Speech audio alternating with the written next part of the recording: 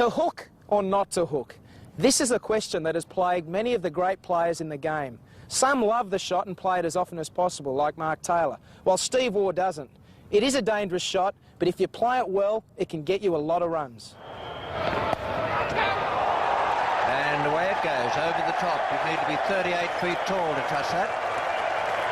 100 up for Australia. When the bowler pitches short and strays towards leg, it's the batsman's opportunity to get inside the line and hook. Getting into the correct position quickly is paramount. We want to move onto our back foot with a decisive step back and across, and get our head and eyes inside the line of the ball. This ensures that if we miss the ball, it will pass safely through to the keeper, rather than cracking you in the scon. As with most shots we play in cricket, we should try and keep the ball on the ground, so we need to roll our wrists over the ball as we hit it. A good way to practice the hook shot is to get someone to throw tennis balls to you.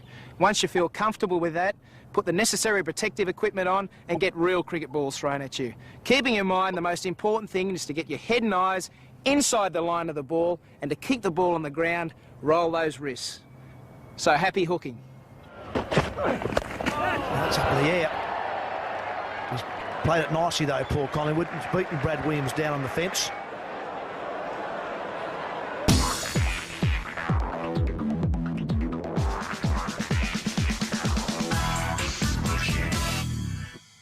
Excellent running.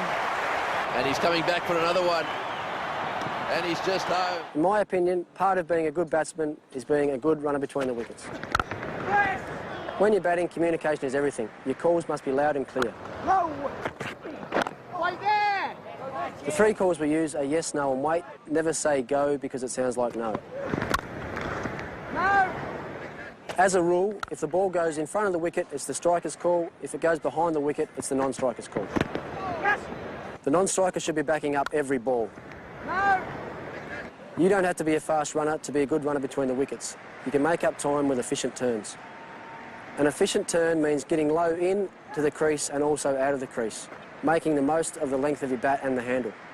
And remember, never turn blind. Always turn facing the fieldsman. When finishing your run, ground your bat about a metre before the line and slide it over.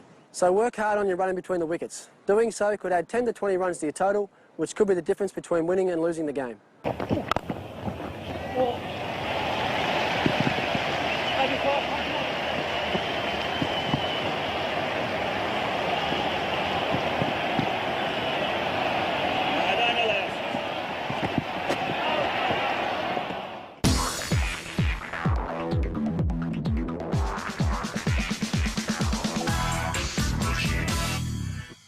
As a rule, you only get between 10 to 15 minutes in the nets, so it's vitally important that you make the most of that time to improve your batting. Every time I go to the nets, I try and train as I play and put myself into match situations. Firstly, as I would in a match, I spend the first few minutes trying to get my eye in and trying to play as straight as possible. Early on, I'll try and get my feet moving with deliberate movements, either forward or back. Once I've done that, I'll start playing a few more shots, still being conscious of playing each ball on its merits. I also try to imagine where the fielders would be and try and hit the ball into the gaps. Even though I'm in the nets, I still value my wicket highly and try not to get out at all costs. The habits that you form in the nets will no doubt follow you into your matches. Plan your net sessions well, and remember, never ever leave the nets until you're satisfied with what you've achieved.